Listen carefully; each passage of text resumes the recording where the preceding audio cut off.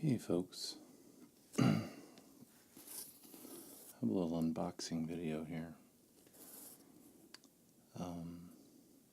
So I'm going to open this box and talk to you a little bit kind of about my art and my history with art. If you are into photography and you have an iPhone or an iPad, you might recognize this name right here, Hipstamatic. Hipstamatic is I think a fabulous application that mimics a lot of old vintage films, lenses, and photo processes digitally, which has become kind of my passion as far as my photography.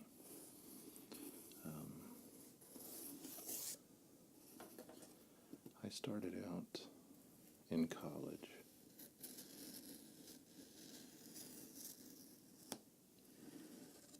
with no plan, as most of us have. And after spending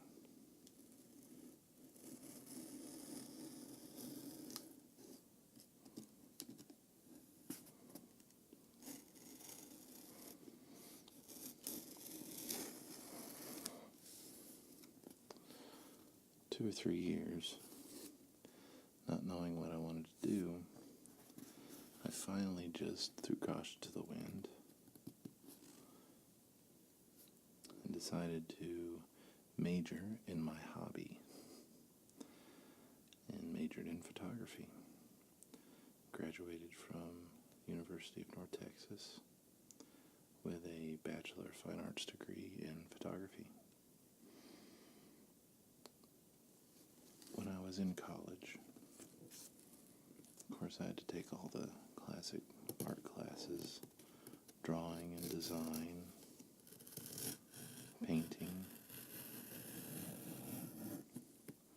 Those are kind of your basics as far as art.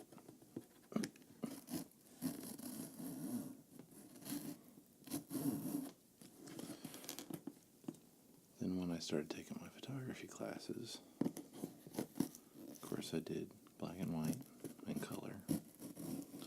But the class that I really fell in love with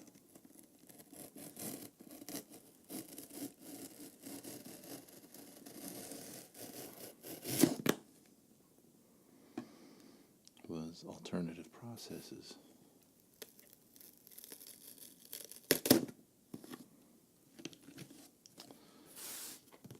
Alternative processes were all of the old school photo processes and kind of non-traditional ways of creating images. The reason that and it was just a blast because it was just so different. The other reason that I enjoyed it was that a lot of the processes, I didn't need any fancy dark. Sorry about that. A little non-ASMR yippee yappy dog was at the door.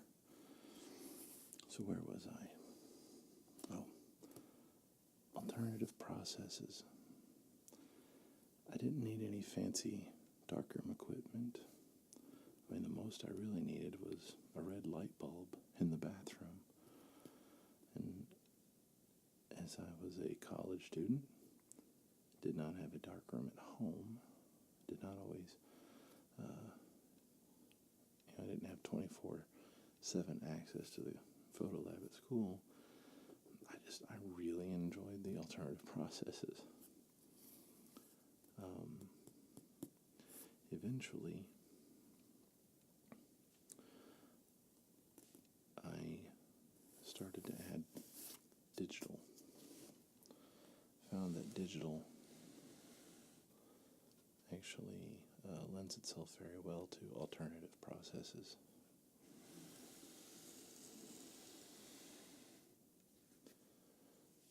In fact, there's a photographer in Dallas. His name is Dan Burkholder, who takes digital photos, uses his inkjet printer to output large format negatives, 8 by 10 size negatives or larger, and then uses those negatives to contact print platinum prints, which is a very old classic type of photography where normal black and white photography uses silver. This uses platinum, and the platinum is a much more stable metal for that process. In fact, I believe that they were even able to retrieve platinum prints that still were in great shape from the Titanic.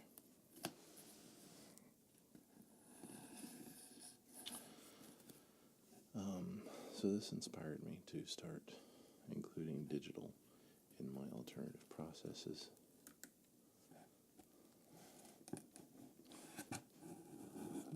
Sorry, didn't mean to hit the tripod there.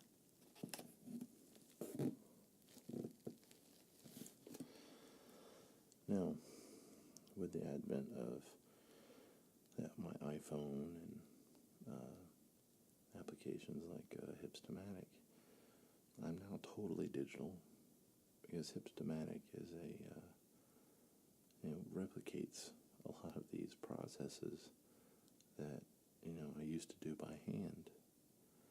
I don't feel that diminishes from my art, because I still am choosing the digital process. I'm still composing the image. I'm still choosing the subject matter. It's still my voice. It's still my vision.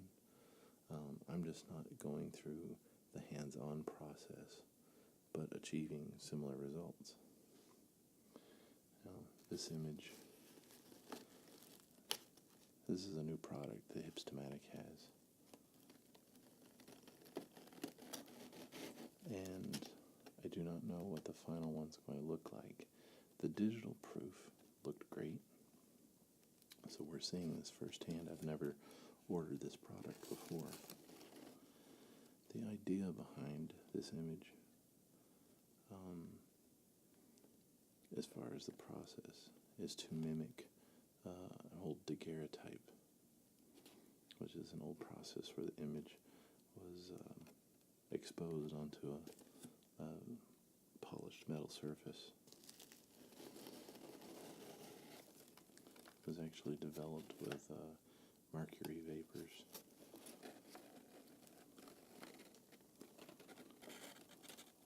Which is a fairly dangerous process to do.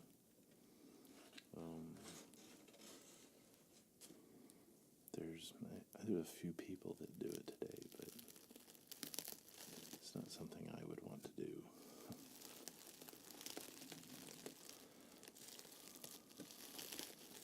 This image, by the way, is also meant for our faculty art show. Every year we do a faculty art show, which actually was hung last week. However, there was a little snafu on the print lab side, and my picture got to me quite late. That's perhaps because this is a new product.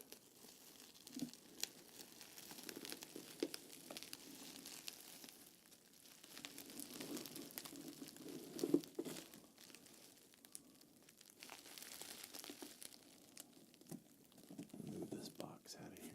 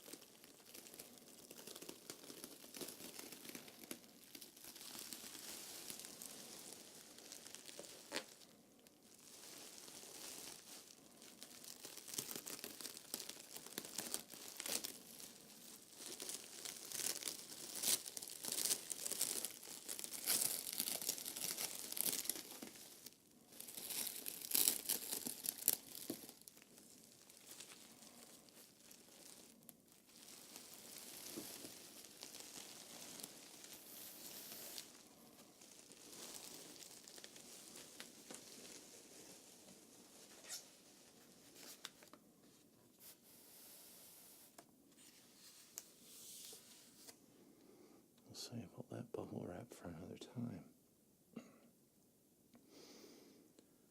Now, as far as subject matter, do I have any specific things that I enjoy? Is there a specific message or a specific voice here?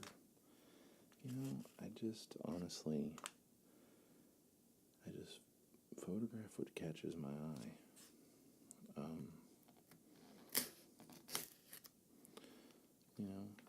Just total candid stuff. I do my best. I don't really set anything up. It's just if I happen to see something that I like, photograph it, compose it in the picture, etc. This image was taken actually on a family trip.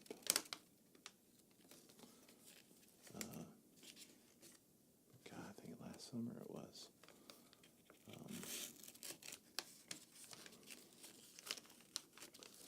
actually agonized quite a bit over which image to use for this project.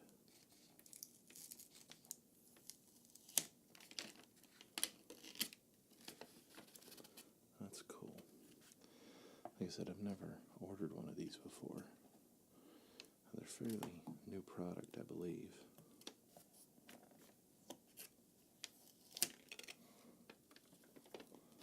I was wondering how this would come, if this would have some sort of mounting system on the back.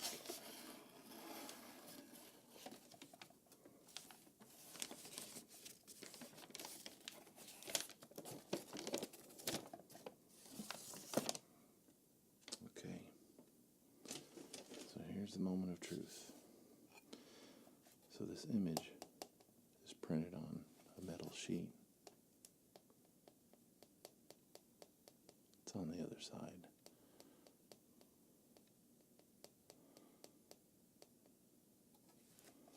Let's flip this over and see what this looks like. Oh, hey. That's not bad. That is not bad at all.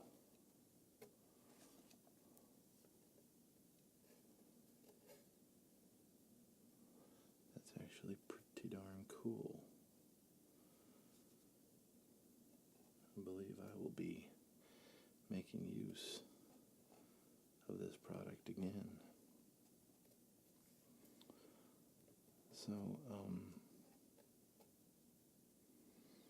this image, I guess, if I was going to kind of have a name for this, I would call it maybe Train Station Ghost, something along those lines. This was taken in Galveston at the train museum, in the lobby of the old train station. They have all of these sculptures, life-size sculptures of people in period clothing. Here we have this guy that was sitting on the bench, asleep. There's all these different ones that are just frozen, doing, going through different motions that people would have been doing back in, 20s or so, 20s or 30s at this train station. And for some reason, this guy sleeping on the bench just really caught my eye. Found it very interesting. There was 2 or 3 that I took, but this one, this lone guy on the bench, was the one that finally went out in the end. But that is pretty cool. See all of this kind of hand-coated, unfinished details around the edges. That's actually part of what the app does, as far as replicating that look. And then just having this printed on the metal gives it just this really cool, just old, like I said, daguerreotype kind of a finish. pretty cool. I am happy with that. That is very neat. Now, the cool thing about the app is in the print lab, it's actually quite easy to order prints. I've been considering going through and getting multiples of prints done and maybe putting them up for sale if anyone was actually interested in buying any. This one's on metal. You can also have them, you can have them printed on paper, just traditional photo paper. And it's a square format image in the app. But so they're all square images. On paper, you can get them 4 inches by 4 inches, 7 by 7, 10 by 10, I think 15 by 15, and 30 by 30. On these, metal, or you can get them on wood, birch wood, which is a pretty nice, clean piece of birch wood, and it's about an inch thick border around the edges. You can get them printed on like a linen scroll. And this is the smallest size, 10 by 10. These are, I think this is like $70. It's a little bit pricey, but I'm pleased with the outcome. I think it worked out pretty well. You can do 10 by 10, and I think 20 by 20, or maybe it's 30 by 30. I don't remember. That one's pretty expensive, but I don't know. After seeing this, I'm really convinced that maybe I should start looking into making multiple prints, maybe on paper to start. Maybe if I can sell a few, then I can maybe start doing something like this. It's very cool. Very, very cool. All right, guys. Well, that is that's the video. So I hope you guys enjoyed it. If you have any questions about kind of my photography, I feel like I left some stuff out. It's pretty late. I had this whole thing rehearsed, and then once I started talking, I'm not sure I hit all the points I wanted to, but if you ever have any questions, just let me know. Feel free to leave comments, send me messages, whichever. But thank you guys for watching. Night.